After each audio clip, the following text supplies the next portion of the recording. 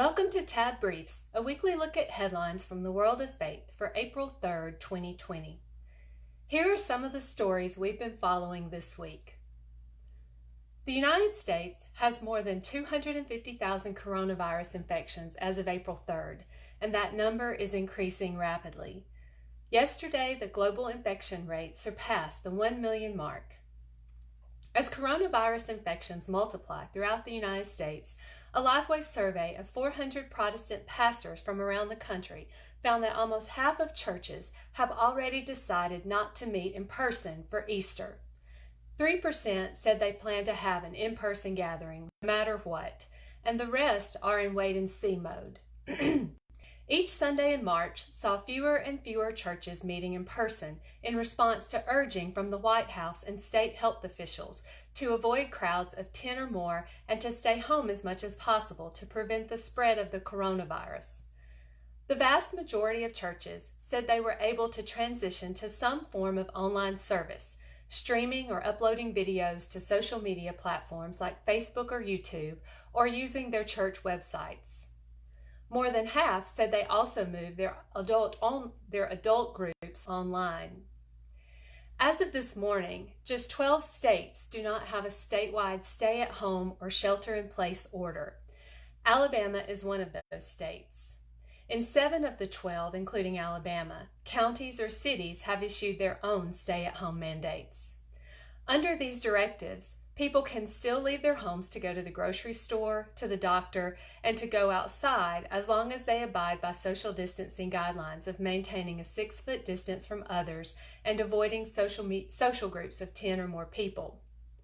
State and federal leaders have been hesitant to comment on how church services, small group gatherings at church, and even drive-in church services fit into the stay-at-home guidelines. However, on Wednesday, Vice President Mike Pence, an evangelical Christian himself, asked Americans not to attend church services of more than 10 people. Pence told Nightline's Byron Pitts, "We really believe this is a time when people should avoid gatherings of more than 10 people, and so we continue to urge churches around America to heed to that." An unfortunate reality of the coronavirus pandemic and the stay-at-home measures intended to protect people is a subsequent rise in domestic and child abuse. Sadly, abuse is common in the United States and around the world. Since teachers and child care workers are mandatory reporters, they are often the first to recognize the signs of abuse and neglect in children and are able to notify authorities to intervene. With schools closed, children are at home, perhaps with their abusers, with no one to recognize they need help. The problem of domestic abuse is also on the rise as people are stuck at home and under even more stress than usual. The vast majority of domestic abuse victims are women, and the abuse does not have to be physical. Countries that experienced the coronavirus pandemic, including China, earlier saw a rise in domestic abuse. Chinese news reports noted the trend, and in France, the government has begun putting domestic violence victims in hotels and opening pop-up counseling shelters after a 32% rise in abuse reports during the first week of lockdown. French authorities also instituted a safe self-reporting system where women can go into local pharmacies and provide a code word to get help. Domestic abuse safe houses across the United States are already reporting they are near capacity. Crisis Services in North Alabama reported a 25% increase in domestic-related calls in recent days. Darby Strickland, an instructor and counselor with the Christian Counseling and Educational Foundation, said the current reality is a perfect storm for abuse victims. The COVID-19 crisis is amplifying stress for everyone, she said, and people in domestic abuse situations are suddenly interacting with their abusers all day. At the same time, shelters are full, and victims who might normally flee to an aging parent's house are unable to do so for fear of infecting them with the coronavirus. The usual resources are gone, putting women and children in dangerous positions. Strickland said churches, friends, and neighbors can help by staying in touch with suspected victims and offering help, perhaps in the way of conversations at the convenience of the victim, so they can talk when their abuser is not around.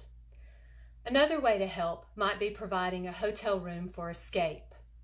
Victim hotlines are still available for domestic and child abuse. We will add those numbers to our show notes. We also have additional reporting on domestic abuse and additional resources in the April 9th issue of the Alabama Baptist, and those will be online at tabonline.org. Finally, in a bit of good news for churches and faith-based nonprofits, employees in this sector will be eligible for unemployment compensation under the Paycheck Protection Program enacted as part of the $2 trillion CARES Act. Congress passed the CARES Act last week in an effort to help